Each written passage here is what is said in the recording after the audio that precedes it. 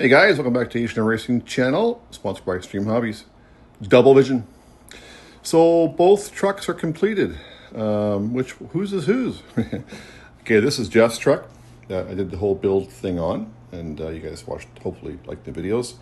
And this is my truck. This truck's been 134, and I just completed this rebuild today. So it's the same thing. Obviously, didn't want to video it and show it again. There are some subtle differences with the trucks. So this is what I did for me. This wing is off an FC100. It's the cross piece that not too many guys use between the bat wings. So I put that wing on after trying the truck with what it came with. And for me, it didn't work. The truck was just kind of drifting to the left all the time at every run.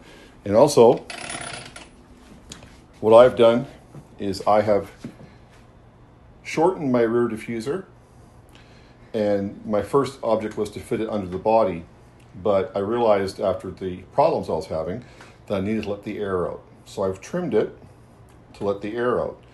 And as soon as I made all those changes, the thing's been aero straight. Just a really nice car to drive. Not much steering input involved.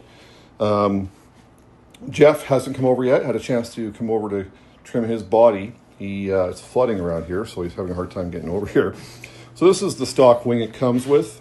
Now, people have been very fast with this, and they've left that wing on. For me, it didn't work, but that's just me. So Jeff's going to, I think he's going to leave the wing alone.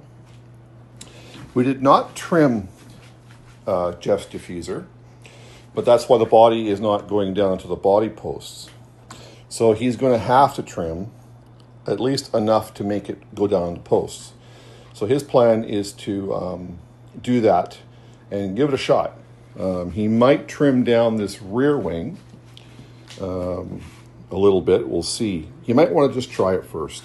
So I've seen, I think it was Mr. McCoy went 170 miles an hour with the stock body. So, all the power to him. For me, this worked. This is one of the best cars we have to drive. Unless it's broken or something breaks in the run, you hardly have to steer it. So let me pull the bodies off and show you guys the differences in the setup.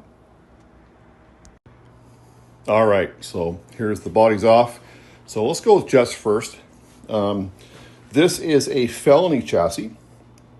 It's the one that he burnt to the ground and we rebuilt multiple times. So some of the key differences, Jeff has aluminum arms. I'm sorry, I don't remember the manufacturer, but they're pretty good. They've got these white ball cups that the pins go through and get into. And I noticed on the rebuild that a little bit of looseness there, so I had to do some stuff to make the slop not bad. They've got the lock nuts for once you set your alignment. He's got GPM turnbuckles. Really good, guys, really strong. But you have to loosen both bolts before you can adjust it. And they're a little finicky. Once you tighten them back up, it moves a bit. But really good product, really tight. Jeff's combination is an XLX2 with a 1721. Basically the same combo he was running his felony on. So obviously everyone knows 1721 is a great motor. We'll see what he's going to do. He's going to run 6S at first. That's why I left this one tray in here, because for now he's going to run 6S to try it. And then we're going to run the 2 4S, maybe 8S batteries on the 8S in series on the side there. So aluminum body brace. He's got aluminum everywhere. So should be great. These are Perfect Pass shocks, but they're the series, I'll call it Series 1. They're the ones that Raz discounted because they were leaking. So when these came, they came with an O-ring to also replace the seal, because the seal was the problem. They had this green neoprene cup that seals it and it was leaking. So far so good. Perfect Pass springs. So these were really, really cheap to get, and they seem to work really good on the other car that Jeff has. So he likes these shocks. Mine are just the stock Arma shocks. This is an XLX2 with a 1717. So, you know, definitely an 8S motor, 1650 kV, I believe. Car's been 134. And then we were running into battery issues. Basically on my data, the batteries were just giving out. So I really haven't made any changes to gearing. We're gonna be getting some much better 4S batteries, and I'm gonna leave it alone and try it and see if it picks up on just better batteries before we start playing from there. But that's about it. You know, they're both scaled, they're both the same.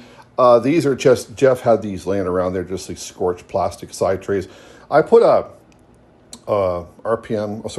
Proline shock tower with the little button thing there on the side. So my body actually clips to the side. We do tape it, but it does clip here too. It's kind of cool. You know, it's a little annoying to put on and so forth, but I haven't had any issues with it. So that's where we are.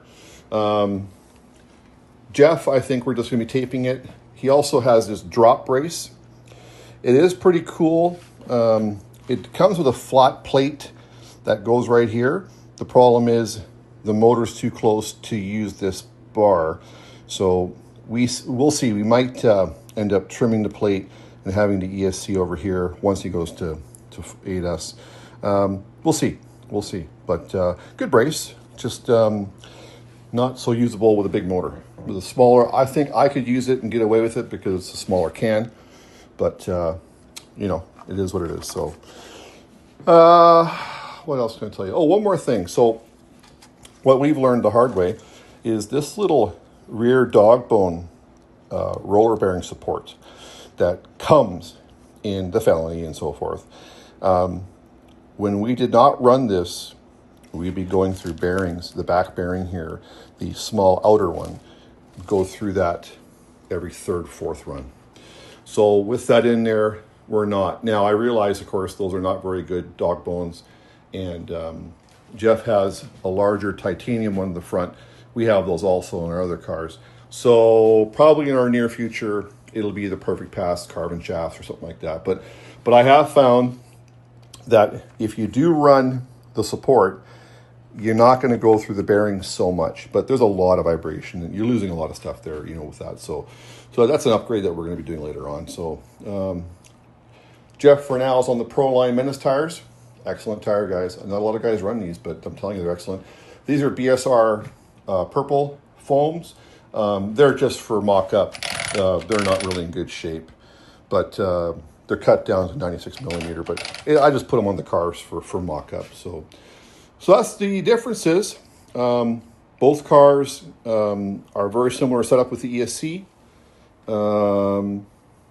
And yeah, so we'll see what happens. I think Jeff has an advantage for sure with that motor, but the old 1717 it's been good to us. You know, I have rebuilt it once, and we'll see what happens this next year. So that's the differences, guys. They're both done. I've got one more rebuild to do. I'm going to be working on Brandy's Felony GT, rebuilding that, and I've got my. I'll try and get in there and show you guys.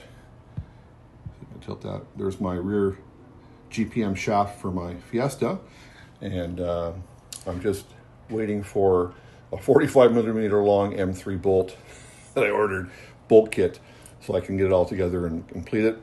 And of course the M13 is ready to go, and the little Grome's always ready to go. But we are in a flood situation here, and not actually at our house, but all around us, so it's very difficult to get out, and it's just monsoon rain, guys. So but anyway, that's a little update for you guys. So we've got one more rebuild to do. It's pretty much the same as these ones. I might show a video at the end of it to see what we did to Brandy's car, but that's about it. So thanks for watching, guys, and have a good evening.